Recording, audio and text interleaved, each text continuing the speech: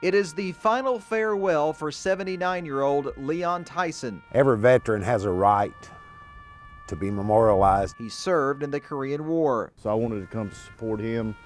I didn't know the gentleman, but he's my brother. Few people filled the canopy with the casket flanked by 2 Marines, a short service that lasted only minutes for a man that many say gave so much. And when veterans pass, people need to come out.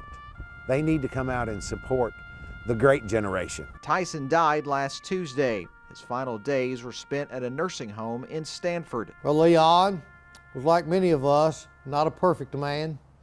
There's only one perfect man that ever lived on the face of this earth, and they nailed him to a cross. Still a man whose record includes service overseas at a place known for the cold gray skies on this December day. But what a fitting day. Cold, and he was at the Chosen, and it was cold there also, so what a fitting day for him. I'm sure there's a lot of mixed emotions here today.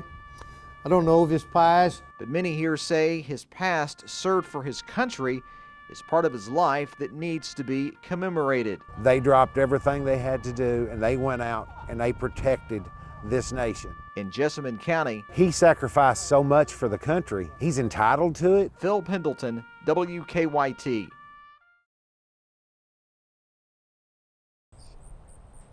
It's been said that the game of football is a lot like life. You get knocked down a lot, but you always get back up. Today, some in Laurel County are feeling like life has dealt them a cruel blow with the loss of coach, husband, and father, Robert Griffin Jr. It's a lesser place today. The world's a lesser place. Griffin coached middle school football, but he was not a classroom teacher. He was a guy that the kids remember. I mean, when you look back at your school careers, there's certain teachers, certain coaches who had impacts, and you remember them years later. And he'll be one of those people. He was an excellent coach because I'm told that he truly knew how to reach kids, and he taught them to value what they did over here in the classroom. Griffin leaves behind a wife of 16 years and 2 twins who'll turn 13 Monday. But this coach proved to be much more than a coach to many on his teams. He was a father to his kids, but in many other kids, he was a father figure too. His wife sent us a statement saying that Griffin was a good man, a hard-working man, a man that loves life and adored his family. He lived for me and our children. Many are saying he lived and worked for them as well in Laurel County. And it's like we've lost a family member today. Phil Pendleton, WKYT. With a 4-wheel drive truck and a willingness to serve, Greg Snow set out just as soon as the storm hit Monday. Pulled people out of ditches. We've gone to the pharmacy for a couple people.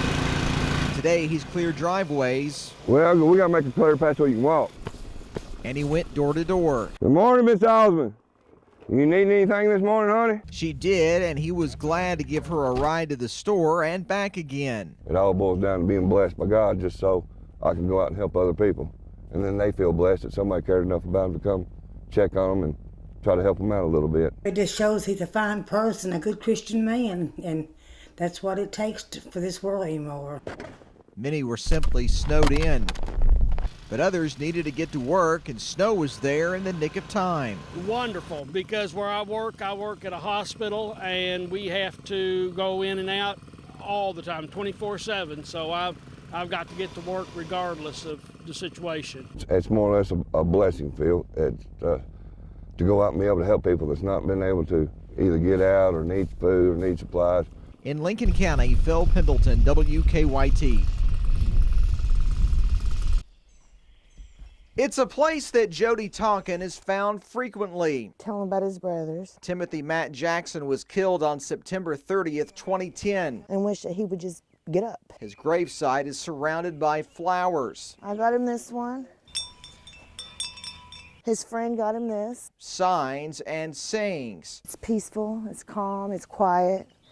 And it's like it's just me and him one-on-one. But her son's burial plot is missing something. He needs a headstone. Many headstones cost hundreds, if not several $1,000s. A GoFundMe page has been set up. I would like to have his face etched into it, and then beloved son, brother, and husband in that order. A marking easily seen for those passing through. Then they'll know who he is and what happened. What happened is that Timothy Matt Jackson was killed overseas because Matt Jackson was a Marine. He got killed 2 days before his 23rd birthday. His markings have the standard military footstones, but she wants more for her son, whose service was honored by so many after he died almost 5 years ago. He should still be with his wife.